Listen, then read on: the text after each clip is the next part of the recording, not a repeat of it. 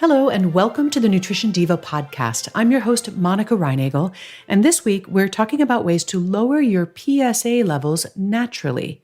PSA stands for prostate-specific antigen, but you don't have to have a prostate to benefit from these tips.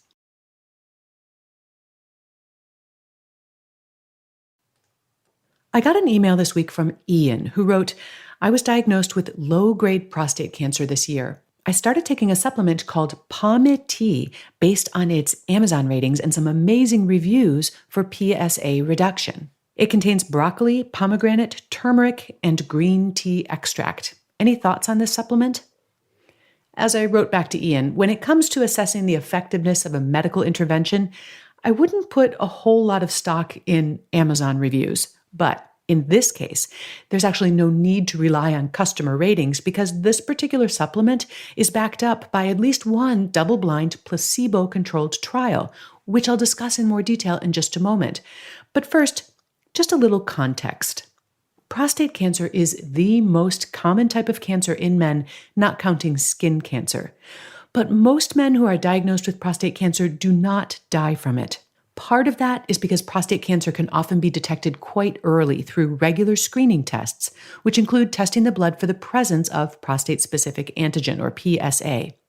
An elevated PSA level will usually trigger some more tests, and if prostate cancer is confirmed, PSA levels are also used to monitor the progression of the disease. The other reason that most men with prostate cancer do not die from it is that many prostate cancers are relatively slow growing. In fact, sometimes doctors will recommend simply monitoring that PSA score and not taking any drastic measures unless it starts to increase. Although avoiding surgery or radiation is a relief for a lot of men, this so-called watchful waiting, or sometimes called active surveillance, can be a little nerve-wracking. Many men look for things that they might be able to do to improve their odds. And in fact, research has found that men who adopt healthier diets following a prostate cancer diagnosis can often slow the progression of the disease and improve their prognosis. There are a few foods in particular that have shown promising effects, both in lowering the risk of being diagnosed with prostate cancer, but also slowing the progression of prostate cancer.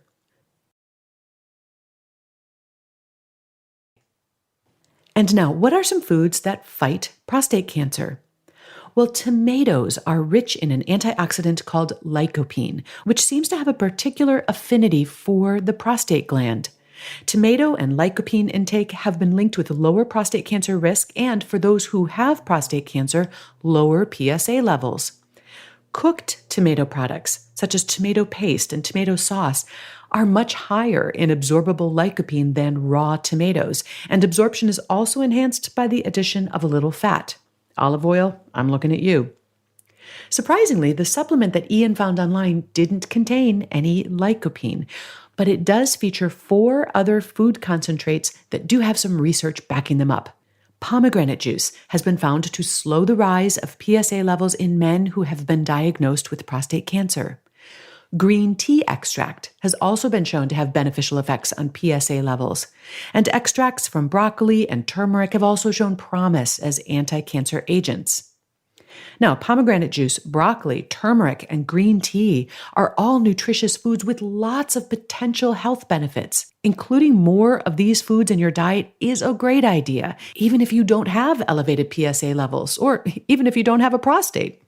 But these 4 ingredients have also been combined into a dietary supplement, which was evaluated in a double-blind, placebo-controlled trial in over 200 men with prostate cancer who were not currently pursuing other treatments. And the results were quite encouraging, although perhaps not quite what the Amazon reviews might lead you to expect.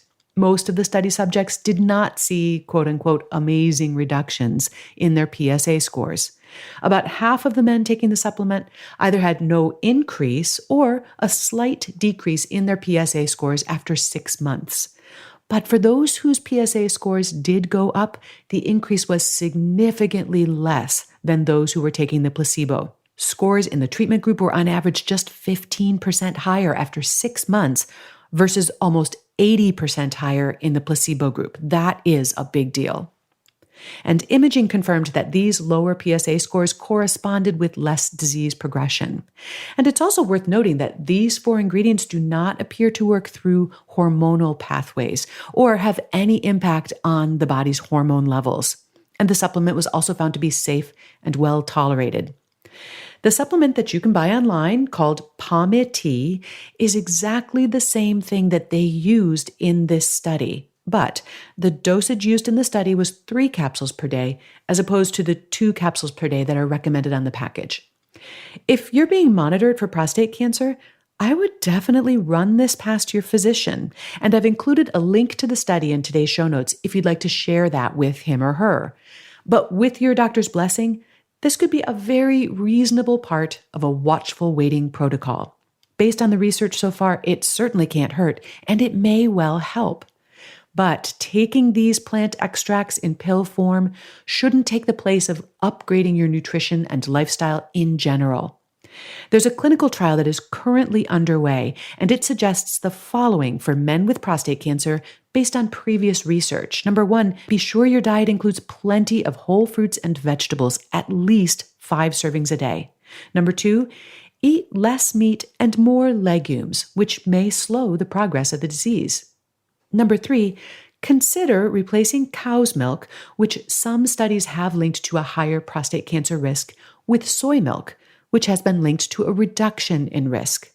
And number 4, get at least 30 minutes of moderate intensity exercise, such as very brisk walking, at least 5 days a week. And come to think of it, that really sounds like good advice for all of us. And if you could use a little support in upgrading your nutrition, my next 30-day nutrition upgrade is starting in just a few days.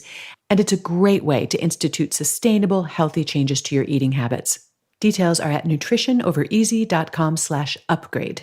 A transcript of today's show, along with links to the research that I mentioned, is on our website at quickanddirtytips.com. If you have comments or questions or ideas for future podcast episodes, you can post them there or on the Nutrition Diva Facebook page, where I also host regular live Q&A sessions. Just check the events tab on the Facebook page for the schedule or the videos tab to watch past sessions. Thanks for your question, Ian. Thanks to all of you for listening. Have a great week.